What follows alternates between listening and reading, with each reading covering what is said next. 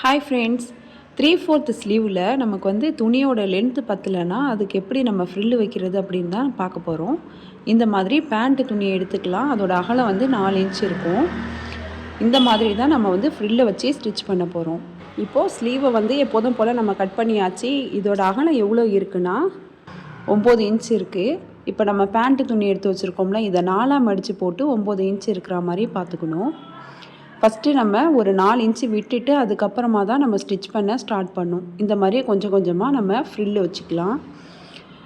ஒவ்வொரு மடிப்பும் ஒரு 1/2 இன்ச்சு கிட்ட நம்ம வந்து மடித்து ஸ்டிச் பண்ணிக்கலாம். இந்த மாதிரி நம்ம ஸ்டிச் பண்ணோம்னா பெல் ஸ்லீவ் மாதிரி நல்லா பார்க்குறதுக்கு அழகாகவும் இருக்கும். அதே மாதிரி நமக்கு லென்த்தும் இன்னும் கொஞ்சம் அதிகமாக கிடைக்கும். நம்மளோட 3/4க்கு எக்ஸ்ட்ரா 4 இன்ச் வந்து நமக்கு லென்த்து கிடைக்கும். உங்களுக்கு இதை விட கொஞ்சம் பெருசாக வேணும்னு நினச்சிங்கன்னா இன்னும் கொஞ்சம் அகலமாக துணி எடுத்துக்கலாம். அதே மாதிரி லாஸ்ட்டில் ஒரு 4 இன்ச்சு விட்டுட்டு நம்ம வந்து த்ரெட்டை வெளில எடுத்துடலாம். 4 இன்ச்சுக்கு வந்து நம்ம ஃப்ரில்லு வைக்கக்கூடாது. இந்த மாதிரி நம்ம ரெடி பண்ணியிருக்கோம். இது வந்து இந்த ஸ்லீவோடு நம்ம வந்து அட்டாச் பண்ணிக்கலாம். இந்த மாதிரி நல்ல பக்கம் ரெண்டாக ஒன்றா இருக்கிற மாதிரி வச்சுட்டு நம்ம இந்த மாதிரி ஸ்டிச் பண்ணிக்கலாம். இது ஸ்டிச் பண்ணதுக்கு அப்புறமா ஓரத்தில் படிமான தையல் போட்டுக்கலாம்.